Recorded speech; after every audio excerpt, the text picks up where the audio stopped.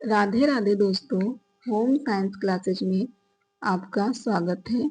आज हमारा क्लास है विकास के नियम एवं सिद्धांत। तो विकास के नियम एवं सिद्धांत से संबंधित जितने भी क्वेश्चन आए हैं उसे हम लोग देखेंगे तथा व्याख्या सहित हल भी करेंगे।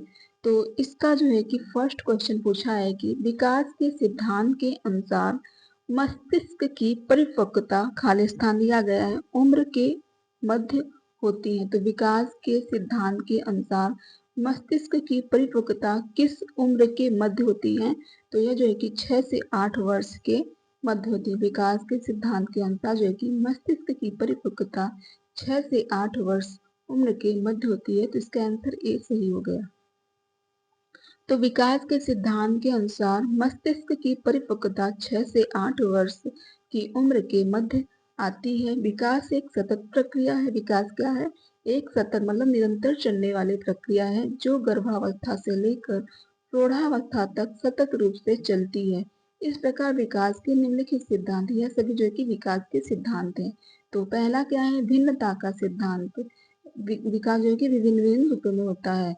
तो भिन्नता का सिद्धांत है। विकास की दिशा का सिद्धांत है। व्यक्तिगत भिन्नताओं का सिद्धांत है। वार्तुलाकार विकास का सिद्धांत है। विकास दर में अंतर का सिद्धांत है। परस्पर विकास का सिद्धांत है। समान प्रतिमान का सिद्धांत है और समान से विशिष्ट क्रिया का सिद्धांत है। तो नेक्स्ट क्वेश्चन पूछा है कि कोहले द्वारा दिए गए वयस्क विकास के 4 चरणों को श्रेणीबद्ध कीजिए। तो कोहले द्वारा जो कि दिए गए वयस्क विकास के 4 चरणों को जो कि श्रेणीबद्ध करना है। पहले तो जो है कि कोहले द्वारा दिए गए विकास के 4 चरण में होगा जीवन मध्य पुनर्मूल्यांकन हो जाएगा। जीवन मध्य पुनर्मूल्यांकन होगा। तो पहला यह हो गया। फिर उसके बाद विमुक्ति हो जाएगा। फिर बाद में जो है कि सांक्षेपण, विमुक्ति, फिर सांक्षेपण, फिर लास्ट में पुनः पुनः क्योर हो जाएगा। तो चौथा, तो CBDA किसमें है? डी में है। तो इसका आंसर डी सही हो जाएगा। तो कोहले द्वारा दिए गए वयस्क विकास के चरण जो है कि जीवन मध्य पुनर्मूल्यांकन है, विमुक्त है, संक्षेपण, पुनः पुनः एनक्योर हो जाएगा।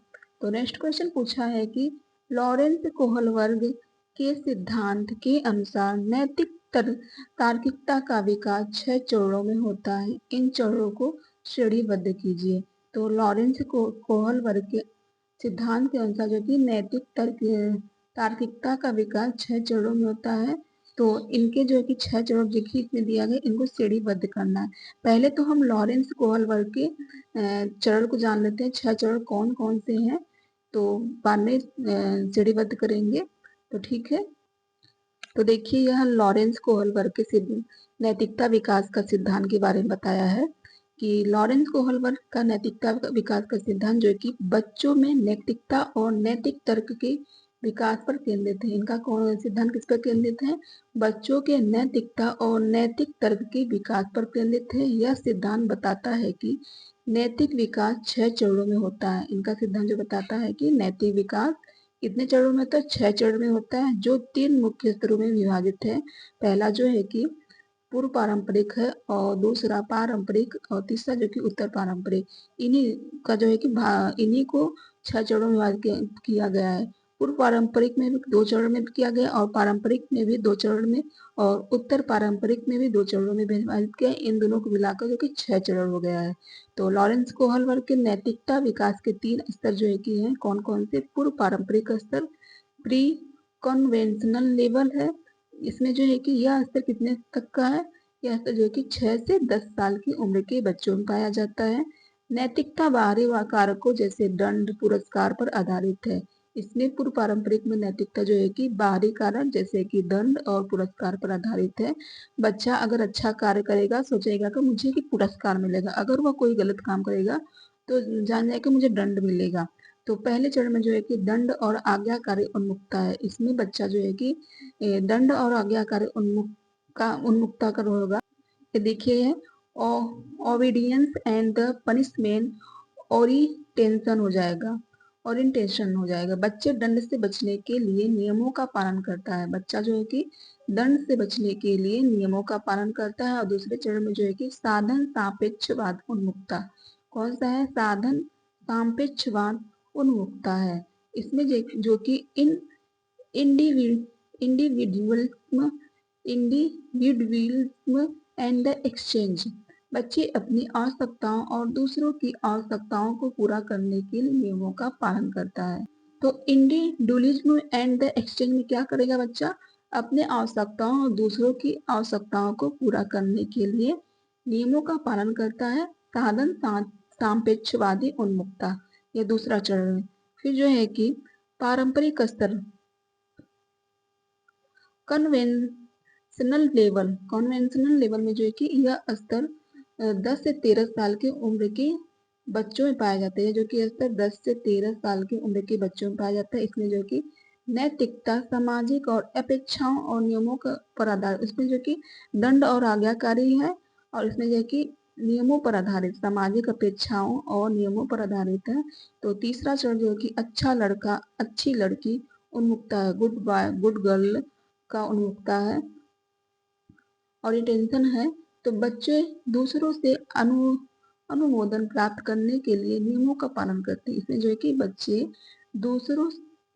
दूसरों से अनुमोदन प्राप्त करने के लिए नियमों का पालन, मतलब अपना जो है कि बड़वारी करने के लिए नियमों का पालन करते हैं कि मेरे साथ सब लोग अच्छा व्यवहार करेंगे। तो सामाजिक, और चौथा जो है कि सामाजिक व्यवस्था के प्रति सम्मान, क्या है? सामाजिक व्यवस्था के प्रति सम्मान, ले एंड ऑर्डर ओरिएंटेशन हो जाएगा, ओरिएंटेशन हो जाएगा। तो बच्चे सामाजिक व्यवस्था और कानूनों का पालन करते हैं। इसमें जो है कि बच्चे सामाजिक व्यवस्था और कानूनों का पालन करते हैं। पहला जो है कि दंड, पहला चरण क्या है?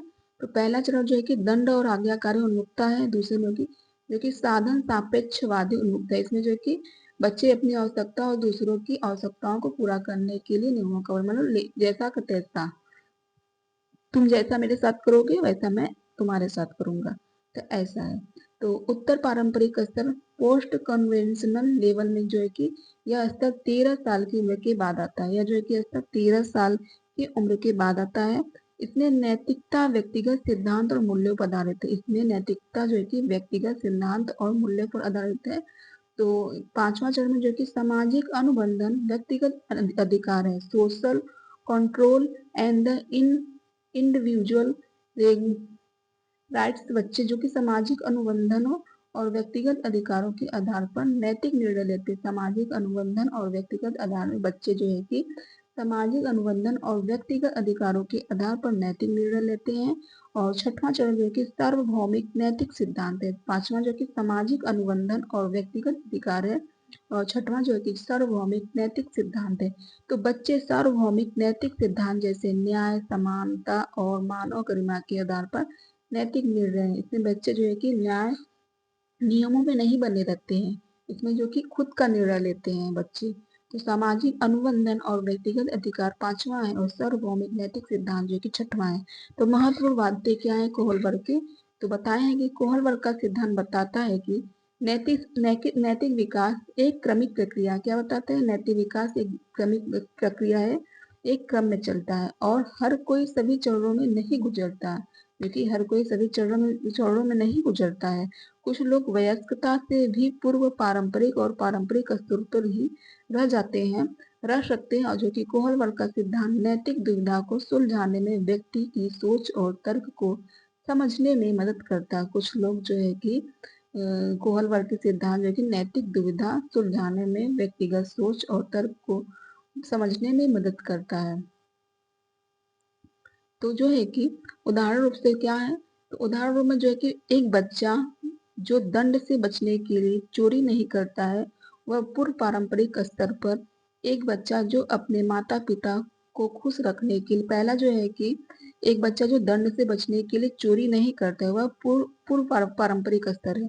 और दूसरा जो है कि बच्चा जो अपने माता पिता को खुश करने के लिए अच्छे काम करता है, वह क्या है? वह पारंपरिक स्तर है। और एक बच्चा जो सामाजिक न्याय और समानता के लिए संघर्ष करता है, तो तो पूछ देगा कि कोहल वर्ग का कौन सा सिद्धांत है, तो यह जो कि उत्तर पारंपरिक स्तर हो जाएगा। तो देखिए, तो ठीक है, क्वेश्चन के पास चलते हैं।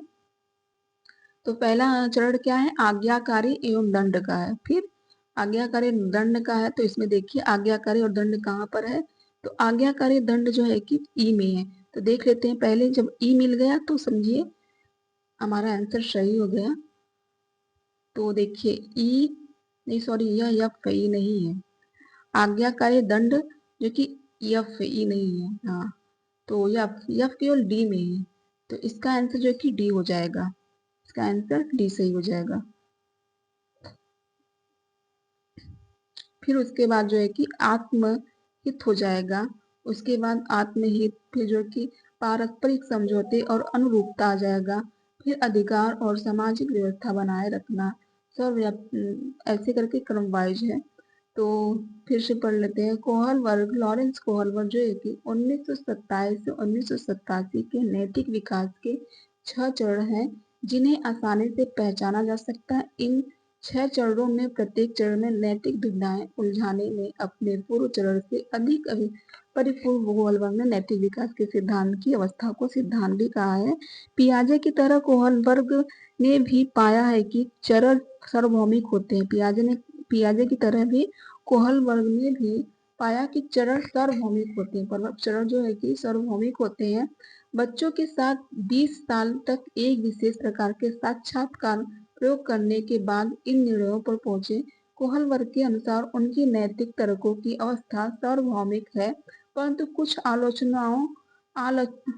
आलोचकों के अनुसार उनके सिद्धांत सांस्कृतिक रूप से पक्षपाती हैं। यानी कि परंतु कुछ आलोचकों के अनुसार उनके सिद्धांत जो है कि सांस्कृतिक रूप से पक्षपाती है, उनके सिद्धांत क्या है, पक्षपाती। परंतु कोहल वर्ग और उनके आलोचक दोनों ही कुछ हद तक ठीक हैं, कोहल वर्ग और उनके आलोचक दोनों ही कुछ हद तक ठीक भी हैं। तो 27 सांस्कृतिक में किए गए 45 अध्ययनों में कोहल वर्ग के सिद्धांत को पहली 4 अवस्थाएं सार्वभौमिक पाई गई, परंतु पांचवी और छठवीं अवस्थाएं सारी जो है कि पांचवी और छठवीं अवस्थाएं सारी सांस्कृतिक में नहीं पाई गई, तथा यह भी पाया गया कि कोहल वर्ग की मूल्यांकन व्यवस्था में अन्य संस्कृतियों में पाए जाने वाले उच्च नैतिक तर्क समाहित नहीं है, तथा नैतिक चिंतन जितना कोहल वर्ग ने सोचा था उससे ज्यादा सांस्कृतिक विशेषताएं विशेष पर निर्भर, नैतिक चिंतन जितना कोहल वर्ग ने सोचा था उससे ज्यादा जो कि सांस्कृतिक विशेष पर निर्भर करता है। कोहल वर्ग के सिद्धांत के अनुसार नैतिक तार्किक या विकास 6 चरणों में होता है। पहला जो कि आज्ञाकारी और दंड, फिर दूसरा आत्महित, तीसरा जो कि पारस्परिक समझौते और अनुरूपता होता है, फिर चौथा जो है कि अधिकार और सामाजिक व्यवस्था को बनाए रखना, और पांचवा जो कि सामाजिक अनुबंधन, छठवां जो कि सर्वव्यापक आचार शास्त्रीय सिद्धांत हो जाएगा। तो नेक्स्ट क्वेश्चन पूछा है कि आरंभिक बाल्यकाल खाली स्थान दिया गया है, आयु के नाम से भी जाना जाता है। तो आरंभिक बाल्यकाल कौन सी आयु के नाम से जाना जाता है, तो यह गैंग पूर्व आयु के नाम से जाना जाता है। तो इसका आंसर बी सही हो जाएगा, गैंग पूर्व के नाम से जाना जाता है। तो आरंभिक बाल्यकाल गैंग पूर्व आयु के नाम से जाना जाता है। पूर्व बाल्यकाल को स्कूल पूर्व की अवस्था भी कहा जाता है। ऐसा इसलिए कहा जाता है क्योंकि इस अवस्था में अधिकांश बालकों की नर्सरी एवं किंडरगार्टन स्कूलों में भेजा जाता है। इन्हें स्कूल जाने के लिए तैयार किया जाता है, इन्हें जो कि स्कूल जाने के लिए तैयार किया जाता है। बच्चों में सन्निकट दूरस्थ विकास क्रम क्या है, तो नेक्स्ट क्वेश्चन पूछा है कि बच्चों में सन्निकट दूरस्थ विकास केंद्र इसमें से क्या है। तो सन्निकट पूछा है तो सिर से नहीं, केंद्र से परिधि की ओर हो जाएगा, केंद्र से परिधि की ओर हो जाएगा। तो इसका आंसर सी सही हो जाएगा। तो विकास के सिद्धांत के अति महत्वपूर्ण सिद्धांत विकास की दिशा का सिद्धांत है। तो प्रत्येक बालक या व्यक्ति की विकास का दर भिन्न भिन्न होता है। प्रत्येक बालक और व्यक्ति का विकास का दर जो है कि भिन्न भिन्न होता है, एक समान नहीं होता है। फिर भी विकास एक निश्चित दिशा में होता है। विकास 2 दिशाओं में होता है, वे क्रम निम्न है। विकास 2 दिशाओं में देखिए, इसका सिर से पैर की ओर जिसे सिफेलो कॉर्डल कहा जाता है, और सिर के मध्य से बाहर की ओर जिसे प्रोक्सीमोडिस्टा कहा जाता है, प्रोक्सीमोडिस्टल कहा जाता है। तो सिर से पैर की ओर शेफिलोकॉर्डल का क्या है विकास। सिर से पैर की मस्तकाधोमुखी होता है। सिर से पैर की मस्तकाधोमुखी होता है, हिंदी में से मस्तकाधोमुखी कहा जाता है। अर्थात पहले बच्चे का सिर बनता है, फिर जो है कि पैर बनता है, और सिर के मध्य से बाहर की ओर। तो विकास शरीर के मध्य से बाहर की ओर होता है। अर्थात पहले स्पाइनल कार्ड बनता है, फिर जो है कि हृदय क्रम में विकास होता है। स्पाइनल वन नाड़ी से बनता है। तो नेक्स्ट क्वेश्चन पूछा है कि बच्चों का विकास निम्न का परिणाम है। बच्चों का विकास किसका परिणाम है? तो सिर्फ सीखने का, या सिर्फ परिपक्वता का, या सिर्फ व्यक्तिगत भिन्नताओं का सीखना और परिपक्वता। तो विकास का निम्न परिणाम क्या है? सीखना और परिपक्वता है। तो इसका आंसर जो है कि डी सही हो जाएगा। तो अधिगम की परिभाषा एवं प्रक्रिया का विश्लेषण करने पर सीखने के सोपानों का पता चलता है। मनोवैज्ञानिक मिलर तथा डोलार्ड ने मनोवैज्ञानिक मिलर तथा डोलार्ड ने अधिगम के सोपानों पर इस प्रकार विचार व्यक्त किए हैं। अधिगम और परिपक्वता। अधिगम के नियम। अधिगम की क्रिया पर परिपक्वता का महत्वपूर्ण प्रभाव पड़ता है। परिपक्वता का संबंध शारीरिक क्षमता के विकास से है। शारीरिक विकास के साथ साथ मानसिक योग्यता का विकास भी हो जाता है। इस विकास के फलस्वरूप व्यक्ति के व्यवहार में भी परिवर्तन होता रहता है। व्यवहार में परिवर्तन परिपक्वता के कारण और अधिगम के कारण होता है। व्यवहार में परिवर्तन जो कि परिपक्वता के कारण और अधिगम के कारण होता है। नेक्स्ट क्वेश्चन पूछा है कि निम्नलिखित में से कौन सा मानव विकास को बढ़ने का तरीका नहीं है। निम्नलिखित में से कौन सा जो है कि मानव विकास को पढ़ने का तरीका नहीं है। तो प्रयोगात्मक विधि, व्यक्तिगत इतिहास विधि, उपचारात्मक विधि, पुस्तक विधि। तो जो है कि पुस्तक विधि नहीं होगा। मानव विकास को पढ़ने का तरीका क्या नहीं है? पुस्तक विधि नहीं है। जो कि प्रयोगात्मक विधि, व्यक्तिगत इतिहास विधि, उपचारात्मक विधि जो कि मानव विकास को पढ़ने का तरीका है, पुस्तक विधि नहीं है। तो इसका आंसर डी सही हो जाएगा। या पीजीटी 2021 में पूछा गया है। तो निम्नलिखित में से पुस्तक विधि मानव विकास को पढ़ने का तरीका नहीं है। पुस्तक विधि यह विधि हमारे देश में शिक्षा के लिए प्राचीन काल से चली आ रही है। इस विधि में अध्यापक छात्रों को पाठ्यक्रम से संबंधित पाठ्य पुस्तक को पढ़ाता है तथा उसके आधार पर गृह कार्य करने को देता है।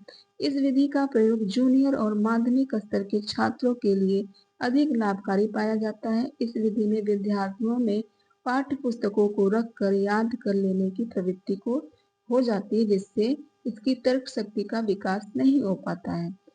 कौन सी विधि? पुस्तक विधि में। तो नेक्स्ट क्वेश्चन पूछा है कि निकट दूर विकास दर में विकास का किस अंग में प्रारंभ होता है? तो निकट दूर विकास क्रम विकास किस अंग से किस अंग में प्रारंभ होता है? तो यह जो कि सुषुम्ना नाड़ी है। तो इसका आंसर ए हो जाएगा। तो विकास की दिशा का सिद्धांत जो कि बालक में विकास की दिशा के दो क्रम होते हैं। कौन से? सिर से पैर की ओर, शरीर के मध्य से बाहर की ओर। तो सिर से पैर की ओर का होगा सिफेलोकॉर्डल सीक्वेंस ऑफ डेवलपमेंट हो जाएगा, और शरीर के मध्य से बाहर की ओर मतलब नाड़ी सुषुम्ना नाड़ी से बाहर की ओर होगा। तो प्रोक्सिमोडिस्टल सीक्वेंस ऑफ डेवलपमेंट हो जाएगा। तो सिर से पैर की ओर का हो जाए, इसे मस्तकाधोमुखी का भी कहते हैं। इस सिद्धांत के अनुसार बालक का विकास सिर से पैर की ओर होता है और शरीर के मध्य से बाहर की ओर में विकास की दिशा का यह क्रम शरीर के मध्य से बाहर की ओर होता है। अर्थात पहले स्पाइनल कार्ड का विकास होता है, उसके बाद जो कि हृदय और धड़ का विकास होता है। तो नेक्स्ट क्वेश्चन पूछा है कि निम्नलिखित को सम्मिलित कीजिए तथा नीचे दिए गए कोड का सही उत्तर करना है। तो इसमें जो है कि सूची 1 से सूची 2 का मिलान करना है। तो पहला जो है कि व्यक्तिगत कल्प कहानी किससे संबंधित है? व्यक्तिगत कल्प कहानी जो है कि पियाजे से संबंधित है। तो इसका आंसर ए हो जाएगा। और पुनर्वलन जो कि स्कीनर का सिद्धांत है, तो इसका चौथा हो जाएगा। पराहम जो है कि फ्रायड का है। हम पराहम इसका फ्रायड का है। मस्त अस्तर जो है कि यूरी प्लेनर का है। यूरी रोफेनब्रेनर का है, तो इसका जो है कि दूसरा हो जाएगा। तो पहले का जो है कि तीसरा है, तो पहले का तीसरा बी में भी है, डी में भी है, फिर जो है कि पुनर्वलन का चौथा, तो तीसरा चौथा किसमें है, बी में है, तो इसका आंसर बी सही हो जाएगा। तो व्यक्तिगत कल्पकहानी किससे संबंधित, पियाजे से। ये देखिए जीआईसी में पूछा गया है, 2021 का है। तो व्यक्तिगत कल्प पियाजे का है, पुनर्वलन जो कि स्किनर का है, परागम फ्रायड का, और मध्य स्तर यूरी ब्रोन फ्रेन ब्रेनर का है। किसका है, यूरी ब्रोन फ्रेन ब्रेनर का है। तो नेक्स्ट क्वेश्चन पूछा है कि स्वस्थ स्वस्थ तन का स्वस्थ मन से गहरा रिश्ता नाता है। स्वस्थ तन का स्वस्थ मन से गहरा रिश्ता नाता है। तो उक्त कथन जो है कि शारीरिक विकास के किस नियम को उल्लेख करता है, यह कथन जो है शारीरिक विकास के किस नियम को उल्लेख करता है। तो व्यक्तिगत का नियम होगा, सहसंबंध का नियम, लयता का विकास का नियम, निश्चित विकास का नियम। तो यह जो है कि स्वस्थ तन स्वस्थ तन का स्वस्थ मन से गहरा रिश्ता नाता है।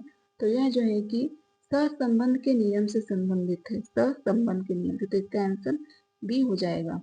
तो स्वस्थ तन का स्वस्थ मन से गहरा रिश्ता नाता है। इन दोनों में यह संबंध का नियम है, विकास के सभी से दिशाएं शारीरिक, मानसिक, सामाजिक, संवेगात्मक आदि एक दूसरे से परस्पर संबंधित हैं। इनमें से किसी भी दिशा में होने वाले विकास अन्य सभी दिशाओं में होने वाले विकास को दूरी दूरी जो कि पूरी तरह से प्रभावित करने की क्षमता रखता है। तो नेक्स्ट क्वेश्चन पूछा है कि आवृत्ति मानक की स्केलोग्राफ विधि का प्रतिपादन किया।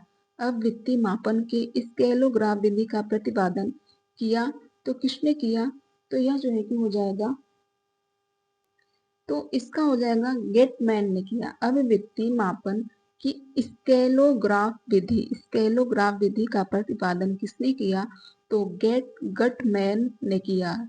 आवृत्ति मापन के स्केलोग्राफ विधि का प्रतिपादन किसने किया, तो स्केलो जो है कि गेटमैन ने किया। किसने किया, गेटमैन ने किया, तो इसका आंसर ए हो गया। देखिए यह यूपीएसएससी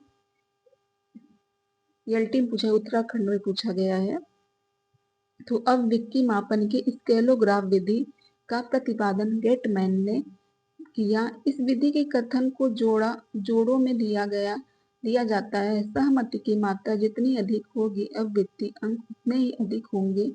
इस विधि में व्यक्ति के कथन के बारे में केवल सहमति या असहमति ही पूछी जाती है। सहमति की स्थिति में अंग तथा असहमत की स्थिति में अंग प्रदान करने के संपूर्ण योग करके संपूर्ण आवृत्ति अंग ज्ञात कर लेते हैं। लिकल्ट योग निर्धारित विधि है, और थर्स्टन जो है कि युग्म तुलनात्मक विधि। लिकल्ट का क्या है, योग निर्धारण विधि है, और थर्स्टन का क्या है, युग्म तुलनात्मक विधि है। मैथ ऑफ पीरियड कॉम्परेशनल है, और थर्स्टन और चेप जो है कि समदृष्टि अंतर विधि है। थर्स्टन और चेप जो कि समदृष्टि अंतर विधि है। नेक्स्ट क्वेश्चन पूछा है कि संबंधवाद का सिद्धांत किसने प्रतिपादित किया। संबंधवाद का सिद्धांत जो है कि किसने प्रतिपादित किया, तो थॉर्नडाइक ने प्रतिपादित किया। तो इसका आंसर सी हो जाएगा, थॉर्नडाइक ने प्रतिपादित किया। तो संबंधवाद का सिद्धांत जो कि थॉर्नडाइक ने प्रतिपादित किया, एक विशेष उद्दीपन एक विशेष अनुक्रिया के साथ संबंध स्थापित होता है। यही संबंधवाद थॉर्नडाइक ने अपना प्रयोग कर भूखी बिल्ली पर किया। यह कि संबंधवाद का किसने प्रतिपादित किया, थॉर्नडाइक ने किया। इन्होंने किस पर किया, तो भूखी बिल्ली पर किया। भूखी बिल्ली को एक विशेष बॉक्स में बंद कर दिया गया। भूखी बिल्ली को जो कि एक विशेष बॉक्स में बंद कर दिया, पजल, इसे कहते हैं पजल बॉक्स। पजल बॉक्स में बंद कर दिया तथा बॉक्स के बाहर भोज्य रख कर दिया गया। बाहर के मतलब बॉक्स के बाहर भोजन रख दिया गया, अर्थात उद्दीपन और अनुक्रिया अस्थायी बंद गया। तो अभी पूछ देगा कि उद्दीपन और अनुक्रिया के सिद्धांत किसने दिए हैं, तो यह थॉर्नडाइक का ही है। तो नेक्स्ट क्वेश्चन पूछा है कि कोन ऑफ एक्सपीरियंस की संरचना किसने की। कोन ऑफ फिर एंस की संरचना किसने की? तो इसका हो जाएगा डी। कोन ऑफ एक्सपीरियंस की संरचना किसने दी? तो कोन ऑफ एक्सपीरियंस की संरचना जो कि एडगर डेल ने दी। किसने दी? एडगर डेल ने दी। ये देखिए कोन ऑफ एक्सपीरियंस की संरचना है, तो इसे क्रम वाइज किए हैं, तो एडगर डेल ने दी, तो इसका आंसर डी से हो जाएगा। कोन ऑफ एक्सपीरियंस की संरचना जो है कि एडगर डेल ने की। नेक्स्ट क्वेश्चन पूछा है कि यूरी ब्रॉनफ्रेंड-ब्रेनर का सिद्धांत है। यूरी ब्रॉनफ्रेंड-ब्रेनर का सिद्धांत इसमें से कौन सा है? तो इनका सिद्धांत हो जाएगा परिस्थितिकीय प्रणाली सिद्धांत हो जाएगा। यूरी ब्रॉनफ्रेंड-ब्रेनर का सिद्धांत जो कि परिस्थितिकीय प्रणाली सिद्धांत हो जाएगा, तो इसका आंसर जो कि सी हो जाएगा। तो यूरी ब्रॉनफ्रेंड-ब्रेनर का सिद्धांत परिस्थितिकी सिद्धांत प्रणाली है, इकोलॉजिकल सिस्टम थ्योरी है। तो नेक्स्ट क्वेश्चन पूछा है कि सूची 1 को सूची 2 में सम्मिलित करिए। तो सूची 1 को जो है कि सूची 2 से, तो इसमें जो है कि सूची 1 का सूची 2 से मिलान करना है। तो क्षति उपागम का संबंध किससे होगा? तो क्षति, जैसा कि क्षति उपागम है, तो इसका संबंध जो है कि एक ही समय के व्यक्ति का लंबे समय तक अध्ययन, एक ही समूह के व्यक्ति का लंबे समय तक अध्ययन क्या होगा? क्षति उपागम। मतलब अगर कोई क्षति करेगा तो उसे बहुत लंबे समय तक अध्ययन करना, अगर हम सही से पढ़ाई नहीं करेंगे तो हमें बहुत समय तक अध्ययन करना, वही हम सही से पढ़ेंगे तो बहुत जल्दी अपने लक्ष्य तक पहुंच जाएंगे। तो यही देखिए, एक ही समूह के व्यक्ति का लंबे समय तक अध्ययन क्षतीज उपागम हो जाएगा, मतलब टिक वाइज क्षति, तो अच्छे से बैठ जाएगा क्षति का। तो क्षतीज उपागम का हो जाएगा एक ही समय के व्यक्ति का लंबे समय तक अध्ययन हो जाएगा। और संयमित समूह का क्या होगा? संयमित समूह का हो जाएगा असंसाधित समूह हो जाएगा। तो इसका असंसाधित समूह हो जाएगा संयमित समूह का ईगो वास्तविक सिद्धांत पर आधारित है। ईगो क्या है? वास्तविक सिद्धांत पर आधारित है। क्षति का जो है कि क्षतिज का जो है कि एक ही समूह के व्यक्तियों का लंबे समय तक अध्ययन। मॉडलिंग का जो कि अवलोकन अधिगम हो जाएगा मॉडलिंग का दूसरा। और क्लिक जो है कि 4 से 5 व्यक्तियों का समूह हो जाएगा। क्लिक का 4 से 5 व्यक्तियों का समूह। तो पहले का जो है कि 5वां हो जाएगा। और संयोजित समूह का जो है कि पहला हो जाएगा। ईगो का जो है कि नहीं, संयोजित समूह का तीसरा हो जाएगा। ईगो का पहला, सी का पहला। और मॉडलिंग का जो है कि मॉडलिंग का दूसरा। और क्लिक का जो है कि 6वां हो जाएगा। तो 5वां, तीसरा, पहला, दूसरा, 6वां किसमें? 5वां, तीसरा, पहला, दूसरा, 6वां किसमें है? तो 5वां, तीसरा, पहला, दूसरा, 6वां जो है कि ए में है। नहीं, चौथा, तीसरा, पहला, दूसरा, 6वां जो है कि ए में है। तो क्षतीज उपागम का जो है कि किससे हो जाएगा? क्षतीज उपागम में जो है कि एक ही समय पर विभिन्न आय समूहों की तुलना हो जाएगा। और संयमित समूह जो है कि असंसाधित समूह है। और ईगो जो है कि वास्तविक सिद्धांत पर आधारित है। मॉडलिंग जो है कि अवलोकन अधिगम है। और क्लिक जो है कि क्लिक में जो कि 4 से 5 व्यक्तियों का समूह है। तो नेक्स्ट क्वेश्चन पूछा है कि मानव विकास सूचकांक HDI परिकल्पना निम्नलिखित का उपयोग करके किया जाता है। मानव विकास सूचकांक HDI परिकल्पना निम्नलिखित उपागमों को करके किया जाता है। तो यह जो है कि लिंग अनुपात पर हो जाएगा। और उसके बाद जो है कि क्षितिज उपलब्धि हो जाएगा। और जीवन प्रत्याशा हो जाएगा। लिंग अनुपात, वास्तविक GDP नहीं होगा। मानव विकास वास्तविक GDP हो जाएगा। क्षितिज उपागम, लिंग अनुपात, जीवन प्रत्याशा नहीं होगा। मानव विकास सूचकांक परिकल्पना जो है कि शैक्षिक उपलब्धियां हैं, लिंग अनुपात है, वास्तविक जीडीपी है, जीवन प्रत्याशा नहीं है, तो ACD। ACD किसमें है? ए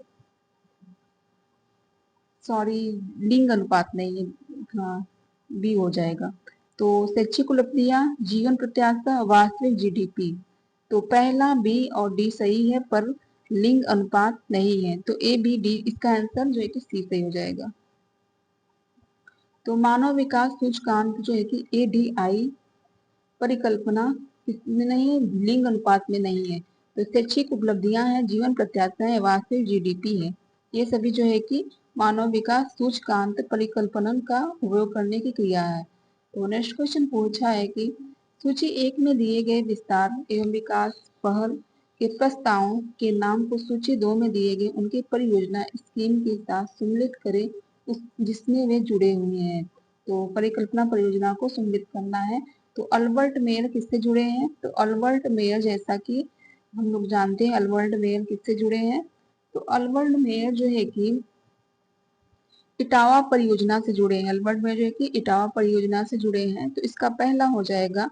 और रविन्द्रनाथ टैगोर का जो है कि यह जो है कि श्री निकेतन परियोजना से संबंधित है। रविन्द्रनाथ टैगोर श्री निकेतन परियोजना से संबंधित इनका परियोजना जो है कि 2021 में, अरे 1921 में आया था, 1921 में आया था। और फिर उसके बाद ब्रायम जो है कि गुड़गांव परियोजना से जुड़े हैं, तो इनका जो है कि पांचवा हो जाएगा।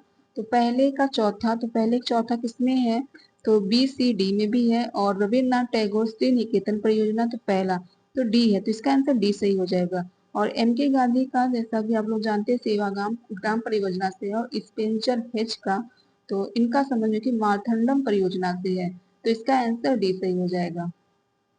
तो अल्बर्ट मेयर जो कि इटावा परियोजना से संबंधित हैं, और रविन्द्रनाथ टैगोर का श्री निकेतन परियोजना है। FL ब्रायम का जो कि गुड़गांव परियोजना से है। MK गांधी का जो है कि सेवाग्राम क्रम परियोजना से है। स्पेंसर है जो कि मार्थंडम परियोजना से है। तो नेक्स्ट क्वेश्चन पूछा है कि प्रणाली उपागम से संबंधित पद है, तो प्रणाली उपागम से संबंधित पद इसमें से कौन सा है? तो माइक्रो इन्वायरमेंट होगा, मेट्रो इन्वायरमेंट होगा, या मैक्रो इन्वायरमेंट, मेसो इन्वायरमेंट। तो जो है कि माइक्रो इन्वायरमेंट है, मैक्रो इन्वायरमेंट है, मेसो इन्वायरमेंट है, मेट्रो इन्वायरमेंट नहीं है। तो पहला, तीसरा, चौथा, यह जो कि प्रणाली उपागम से संबंधित है, तो इसका जो है कि ए सही हो जाएगा। तो नेक्स्ट क्वेश्चन पूछा है कि अहम केंद्रवाद विद्यालय पूर्व अवस्था के बच्चों में सोच या विचार की विविध तर्कपूर्ण विशेषताओं को जन्म देता है। अहम केंद्रवाद विद्यालय पूर्व अवस्था के बच्चों में सोच या विचार की विविध तर्कपूर्ण विशेषताओं को जन्म देता है, तो इसमें से इसका क्या हो जाएगा? तो जो है कि यह जीव इसका किसका देता है? हाँ, जीववाद सोच का देता है। और जो है कि जीववाद सोच का देता है। और प्रत्यक्षण आबद्ध का अति संज्ञान का देता है, प्रत्यक्षण आबद्ध का अति संज्ञान का देता है। तो जीववाद सोच का अप्रत्यक्ष वर्तनीयता का, और प्रत्यक्षण आबद्ध का अधिक संज्ञान का। तो इनमें से जो है कि अहम केंद्रवाद विद्यालय पूर्वावस्था के बच्चों में सोच या विचार की विविध तर्कपूर्ण विशेषता को जन्म देता है। जीववाद देता है अहम केंद्र, मतलब जिन पियाजे के सिद्धांत का है। तो जीववाद सोच अप्रत्यवर्तनीयता और प्रत्यक्षण आबद्ध होगा, यह तीनों देता है। तो ABC इसका आंसर ए से हो जाएगा। तो जीववाद सोच अप्रत्यवर्तनीयता प्रत्यक्षण आबद्ध हो जाएगा। तो नेक्स्ट क्वेश्चन पूछा है कि समृद्धि को नियमित, तो पूछा है कि समृद्धि का नियमित करने वाली प्रमुख सिद्धांत है। श्रम वृद्धि को नियमित करने वाले प्रमुख सिद्धांत इनमें से कौन सा है? तो हो जाएगा सेफेलोकोल्डल सिद्धांत, हो जाएगा सेफेलोकोल्डल सिद्धांत। फिर उसके बाद जो कि प्रॉक्सिमो डिस्टल सिद्धांत, और फिर श्रेणीबद्ध एकीकरण सिद्धांत, प्रणाली की स्वतंत्रता का सिद्धांत। मतलब यह सभी सिद्धांत जो है कि समृद्धि के नियंत्रण करने वाले प्रमुख सिद्धांत है। तो ए बी सी डी सभी हैं, तो इसमें जो है कि सी में है, तो इसका आंसर सी सही हो जाएगा।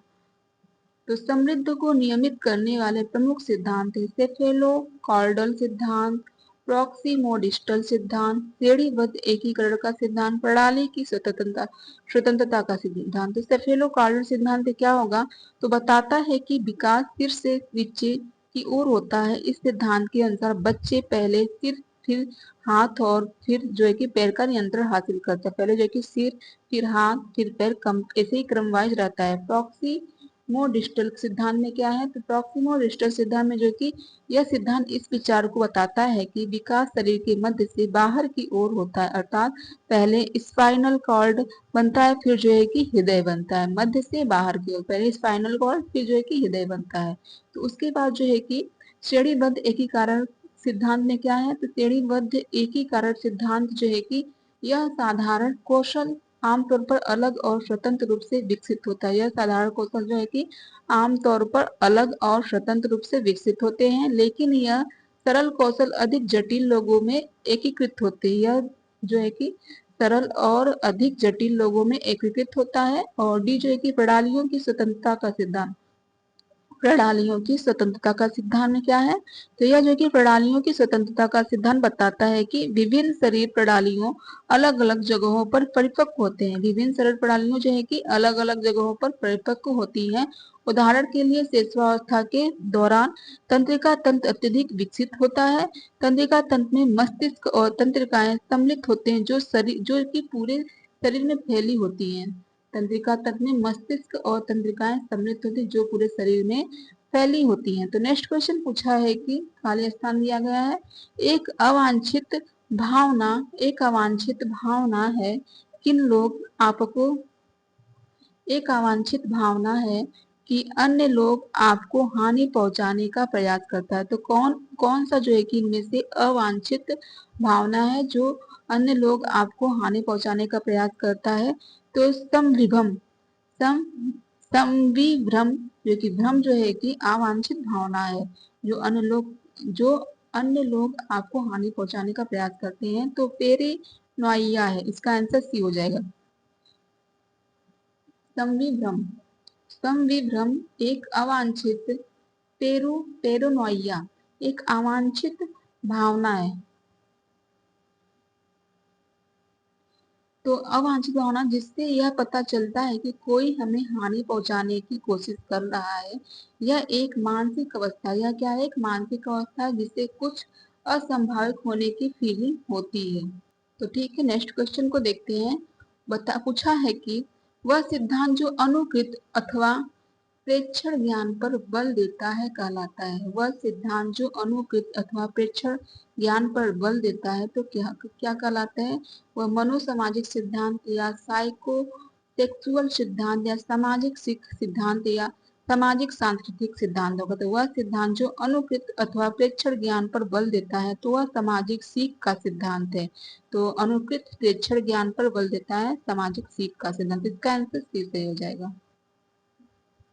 नेक्स्ट क्वेश्चन पूछा है कि अब्राहम मेस्लो के सिद्धांत की अवस्थाओं को सही क्रम में लिखिए। अब्राहम मेस्लो के सिद्धांत की अवस्थाओं को जो है कि सही क्रम में लिखना है। तो अब्राहम मेस्लो के सिद्धांत में पहले जो है कि शारीरिक अवस्था होगा। अब्राहम मेस्लो के सिद्धांत जो है कि शारीरिक अवस्था में होगा।